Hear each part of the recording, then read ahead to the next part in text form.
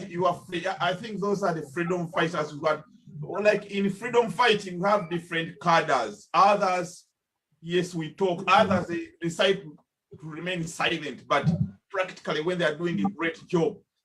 We want to appreciate whoever's demonstrated anywhere, whether in London, New York, South Africa, Uganda, Rotterdam. What we are doing is great, because as Bobi Wine said that if you can't run, walk. If you can't walk, row. If you can't do anything, everyone can do anything. Everyone can do something. Our comrades, we are so happy that you are there. Just know that the entire world is together with us. But we're doing something about it, and we need your support. And we need the young people on our side. We shall support you too when you need us. Now Uganda is losing 15 young people every day. We are fast on the line. We need your support. Come on board. Thank you for sharing this. Yeah. Okay, that was one of our comrades explaining to the Dutch people what exactly is going on, because they keep on asking and they want to know what exactly is going on. So she was just doing that. I don't know if Dr. Rashid, you have any further questions for me? No. I will come back to you in 20, 30 minutes. Let me leave. Okay, please. Then I'll come back. Yeah, please keep on there. Those are our colleagues in Rotterdam. They are demonstrating. What they are doing, I can see the very beautiful picture. They are our struggle attires. They are doing great. These are like young men and young women from all over across the world. Or they could have been doing something else, but because they want freedom, that's why they are outside on our behalf, on behalf of freedom, to see that Uganda can be liberated. Let's go to Dorcas. I don't know where she is. Dorcas, if you can unmute, please. Dorcas, can you hear me? You have some banners behind you killing Uganda elections. Dorcas, can you hear me? Dorcas, if you can unmute, please. Yes, hi, Dorcas. Sorry, comrade. I thought it was another Dorcas within the audience. Yes, no. I was speaking. Yes, Dorcas, where are you now? Are you also in Rotterdam now? Right now, I'm in the UK. We actually started off at 2 p.m. UK time. I've been here since. I am in the UK, and of course, standing in solidarity with our comrades. And we're still demanding for our freedom. And today we are actually telling the EU, UK, and the world that we need love, we need freedom. They should stop funding a dictator who is just having a brutal regime and killing our brothers and sisters in Uganda. So yes, I am here, very much present. Thank you. Can you tell us, what would you like the UK government for David Cameron to do? Because we have had a message from our colleague in Rotterdam. They have made their message clear. And I know that never underestimate the power of what we are doing now, because the government, some agencies, they are listening. If you met our Prime Minister, if you met him, Prime Minister for UK, what would you tell him? Obviously, there's so many things to tell him, but the number one is to stop funding and aiding a dictator, a murderer, Mr. Museveni. And secondly, we've got to let them know that Uganda had elections in January. We do have a legitimate winner, and that's His Excellency, Mr. Kyagulanyi Ssentamu Robert, who is supposed to be our president. We had an illegal swearing-in ceremony recently for Mr. Museveni. It is illegal. So I would definitely tell Boris that we Ugandans actually are still waiting for an audit, even though somebody ran off with our victory and legally sworn themselves in, we still are demanding. And I'll tell him business can actually be done legitimately in Uganda. It's not only Museveni that can do business. Bobi Wine is a businessman. He can actually do business with the world, with the EU. So they don't really have to continue doing business with Museveni illegally, simply because I don't know what deals he's got to offer. But we've got a person who is capable. Mr. Kyagulanyi is so capable of doing business with the world. He's a businessman. So yes, stop funding the dictator. Two, we do not acknowledge Museveni as our president. So, and also, thirdly, actually, the most important one is the UK, EU, and the world. Most of the countries are democratic. They are democratic. Why are they funding somebody for the last 36 years? Where is the democracy? Are they saying that democracy is just for EU, US, and only chosen few countries? So we demand that they should stop the hypocrisy. We need the democracy to reign in Uganda. We need our human rights. Our rights have to be reinstilled. You know, the EU have got a privilege. The youth just able to move freely, and we can't. We are tied up. You know, people are locked up, beaten, raped, tortured, murdered. Every single day, every minute, someone is dying. People's nails are plucked out, their teeth plucked out. We're suffering. So this amount of suffering has to stop. They have to stop funding a dictator, a murderer. So they're committing crime. They have to stop. And minerals can be received from Uganda legitimately. Business can be done legitimately. Okay. Thank you, comrade. I have so much to say. I think I'm even beginning to get angry. I think you've made really very, very important points. Actually, in Uganda, some of you I'm sure that all of you know that. I think we have we have got a lot of our comrades who have been murdered. It's now a crime not to support the government. Can someone really convince me why Eddie Mutwe was in prison? Can someone give me any smallest reason why Nubiani was in prison? There's no genuine reason. Because they supported Bobi Wine, and then you put such young people, they have never committed any crime. The only crime they've committed is just to show their love for their candidate. Now this guy has put them behind the bars for month and month. They have got kids, they have got wives, they have got families. But this guy is so brutal.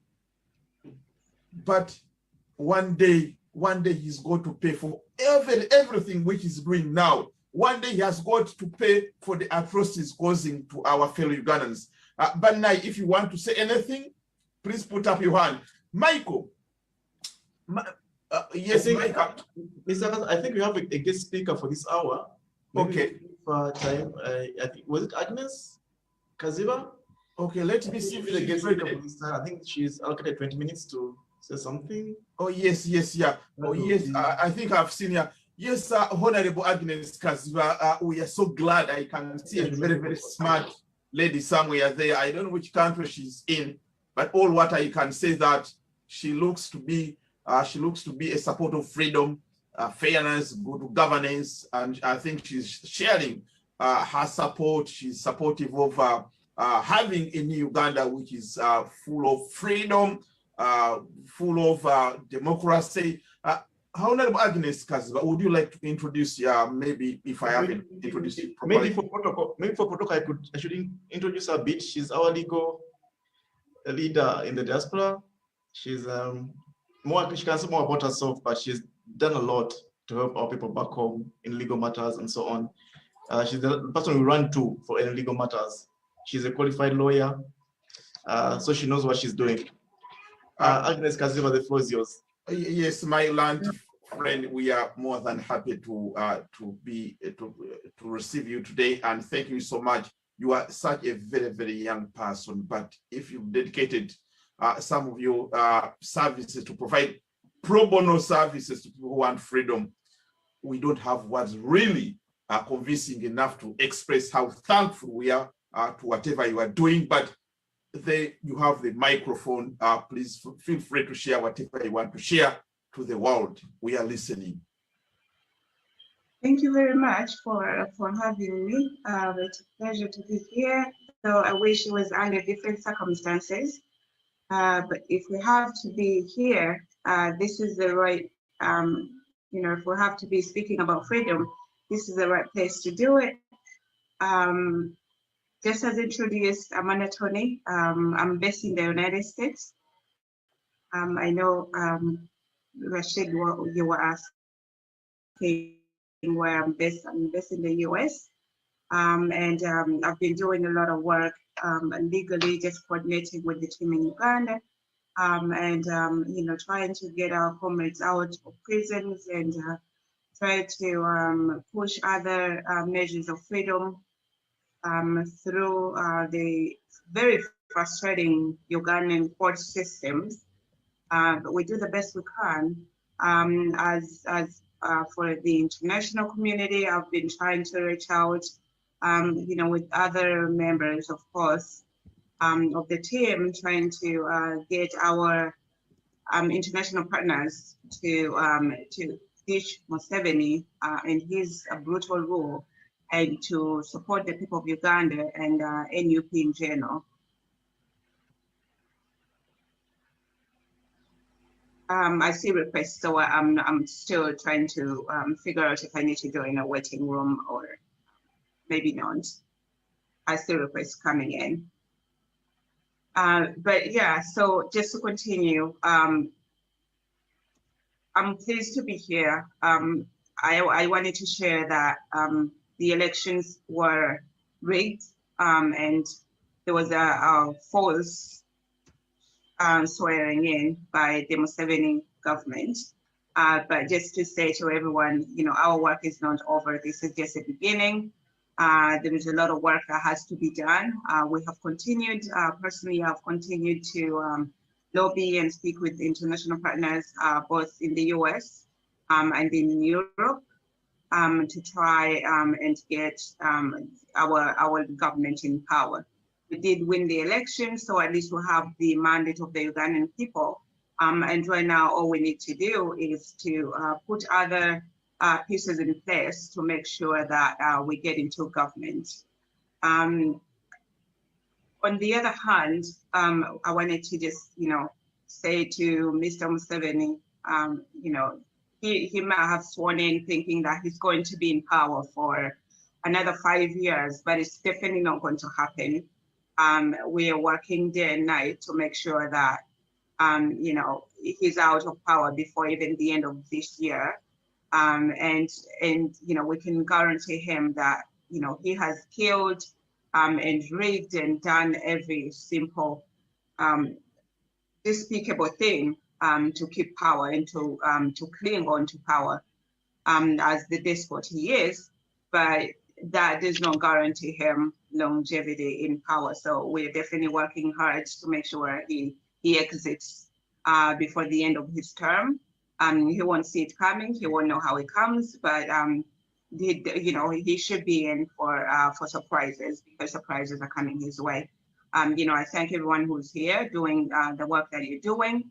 And just to say, everyone should continue to do your work. We are all doing different work. We are all capable of different things. And so when each of us does their part, that's when we move forward. If anyone lags behind or fails to do their part, it doesn't matter how much the other person does, we definitely will not be able to get where we want to go. So I want to thank every single person on this call, every person at home who's tweeting, every person who's making calls to their representatives.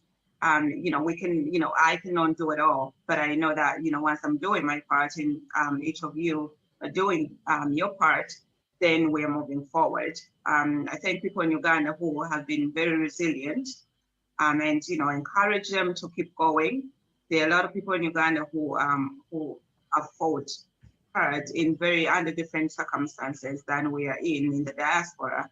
Whereas we can confidently sit here and talk, and we can tweet and chat about politics in Uganda, it's almost taboo. But there are people who are still doing so under those circumstances. So we really need to encourage them and thank them, and tell them that we stand with them. So we all have to stand together. I definitely thank all the other people in the Netherlands, the other Africans and Dutch people that I saw supporting our cause. That that is just, it's wonderful. Thank you very much. Thank you. And so we need to encourage everyone to be part of this conversation and to be part of this fight. Because again, it's only when we come together and fight together that we're going to get where we're going.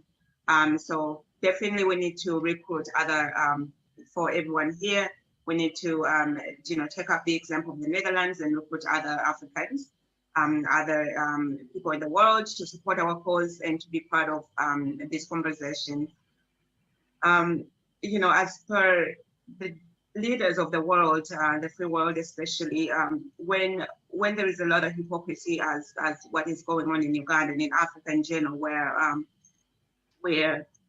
we are told that, whereas there is democracy, whereas there is human rights respected, those values are uplifted and upheld very highly in the Western world, that Ugandans do not deserve the same values, and that, that is hypocrisy, and that shouldn't be happening.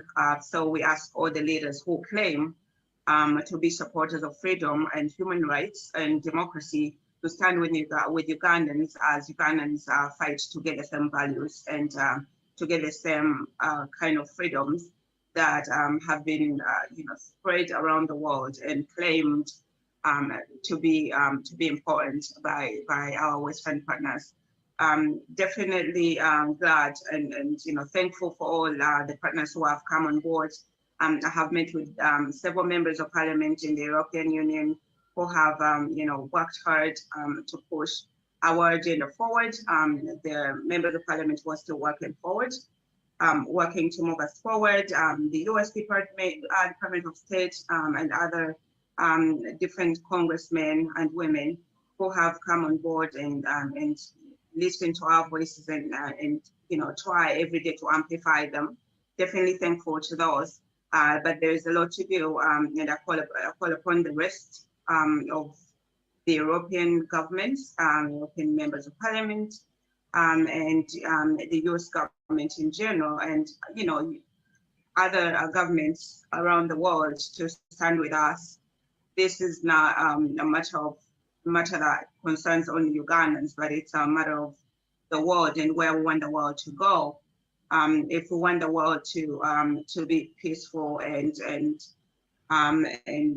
have free trade and democracy, then that is a path we could choose. Or we could let Uganda sink into the hole where China is dragging us. China in collaboration with Museveni, where they're dragging Uganda into corruption and abuse of human rights. There are two paths here, and it's up to us as humanity to pick which path we want to take. So for those who stand for freedom, I think we need, I believe that we need to combine forces and move the world where we want it to go. Otherwise, we risk having the world become China. Another thing really, and I think this will be my last point, is that we need to get the Africans. I think that Uganda is still under captivity on Museveni because the Africans have thrown in a towel and chosen not to be part of this. And by Africans, I mean the African leaders. And so we need to call them out. For people in the diaspora who live in the different countries on the continent, I call upon you to protest where protests are allowed, and to call upon and to call out those leaders. Africa has, it's a vast continent with a lot of leadership, with a lot of capacity and capabilities, and people, and everyone has turned away to leave us to struggle and scramble on our own. And yet this is an issue that should concern all Africans. So African leaders, definitely the African Union needs to be called out. And so I call upon Ugandans who live close enough to to Ethiopia and where the African Union offices are, or wherever else they are, to go and protest in front of them and to call the leaders out, those who can reach them. I have personally tried to do the same thing, but the more of us do this, the better. We need to tag them every time we tweet, for the group that tweets. We need to tag them and call them out for their because when they're silent, they are working with Museveni, and definitely we know they're working with Museveni, but we need to call them out for doing so. And yeah, so we need to have everyone on board. We need to pull. I think the most disappointing thing, during this struggle for me has been the silence of the African leaders, and their failure to fight alongside Africans. Even when they guarantee that under the African Union Charter that where they fight for human rights and that they believe in democracy and all that, it's so trash. And I feel that they've showed that very clearly here. Just as they did in Rwanda, when the Rwandan genocide was going on, they've kept going on and turning a deaf ear when people on the continent are being massacred. Museveni is massacring everyone, regardless of tribe, regardless of gender, regardless of age. He has imprisoned children too. I have had to work with the legal team in Uganda to get 15-year-olds out of jail. So he just will non-stop at anything. He keeps going, and to keep himself in power, he will do anything. And so it's just sad that when children, women and young men are being imprisoned and incarcerated unfairly, and when they're being killed, that the Africans, the African Union and the rest of the African leaders seem to just turn away and let it happen. So I call upon everyone here again. Thank you very much. Keep doing what you're doing. Thank you for being here. Thank you for being wherever you are and doing the work you're doing to move Uganda forward. And call upon you to drag in everyone. Anybody you can drag in. I really am grateful to this conversation and this Zoom to be able to witness what is happening in the Netherlands. And I think we should definitely do our best to imitate the same thing by dragging in as many people into this conversation as we can. Thank you so much, Council Agnes, for that wonderful, wonderful insight. Maybe what are the ordinary people asking in terms of legal redress or any possibility of litigation? We know that Uganda is a party to many of these legal or human rights conventions, like on the regional level, African level, on the international level. And we know that Mr. Museveni never won the elections. We know, we have got evidence of atrocities is done. Now what people are asking, what are the, in terms of legal remedies, what options do we have? Can't we sue him anywhere? Can we start a litigation anywhere? What are the possibilities or the chances? Or everything is made impossible because of the so-called diplomatic immunity. So an ordinary man who's struggling for the freedom, maybe will be glad to hear from you in terms of the legal redress. Do we stand any chance anywhere? Thank you. Yes and no, and I think that's the answer every lawyer gives. So I have personally filed. I filed a petition or complaint with the International Human Rights Commission. In fact, I filed two. One in collaboration with another attorney in Nigeria, and then one on my own. Putting in all the atrocities, the rigging of elections and everything. And that report is actually a public report, and I can share it if anyone wants to take a look at it. But I've filed that with the International Human Rights Commission. And what that would do is, would at least trigger an investigation into the atrocities that are happening in Uganda. But that doesn't really answer all our questions in terms of, definitely it doesn't take Museveni out of power as we want, which is our ultimate goal. That definitely does address some of the issues which we are facing, but it depends on how the commission, how well the commission will do their work. Whereas we do file petitions like that and complaints like that, it depends on whether the commission is not corrupt and whether they're willing to put their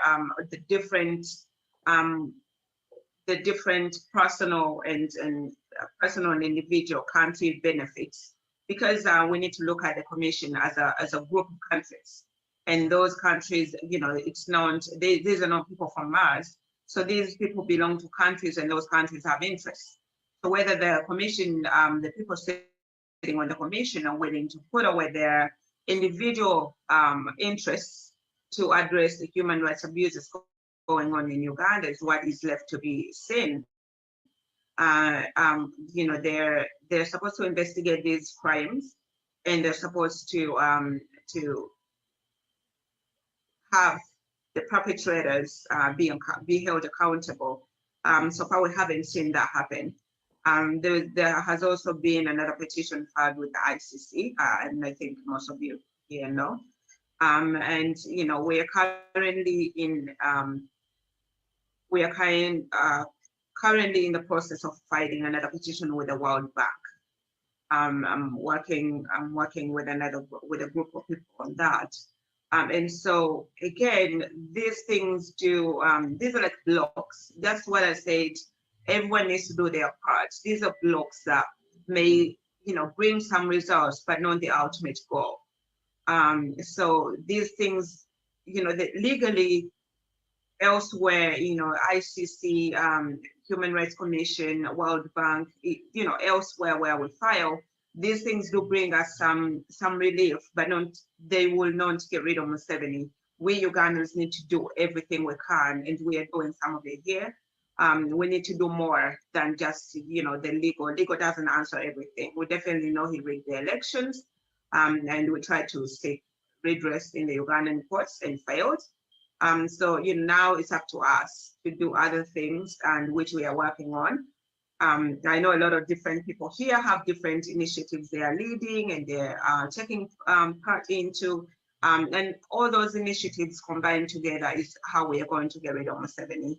Unfortunately, there is no clear answer. As per legal, I think you know, the average person, as you said, would want me to say, you know, this is, you know, it's A plus B equals C, but it's not how it's going to happen. It's going to take a lot of moving pieces.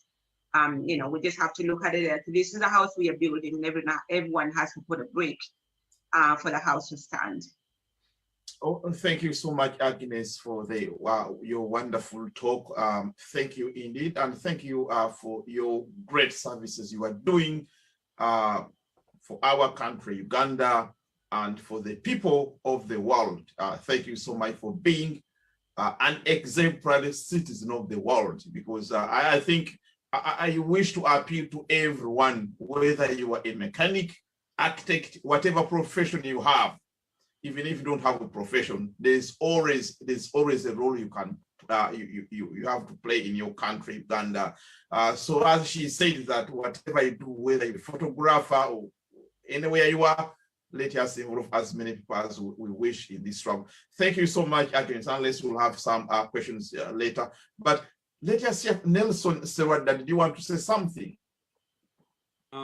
Thank you very much, Dr. Kasato, and the colleagues at large. I just wanted to spice the demo with lyrics. As you know, our where are you, Serwada? Are you at Rotterdam now? In Rotterdam now? No, I'm in German, but since our colleagues are demonstrating and they are showing what is happening with the artists like Nubian Lee and Dan Magic. I'm one of the artists, so I want to spice. Okay, but we can't see you. Switch. We want to see you because we can't see your video. If you are able to start it. Okay. Yes, you have the microphone. Can you see me now? We can see a gentleman like in attire, Ugandan flag attire, with a very smartly dressed. Yeah, people power. Power.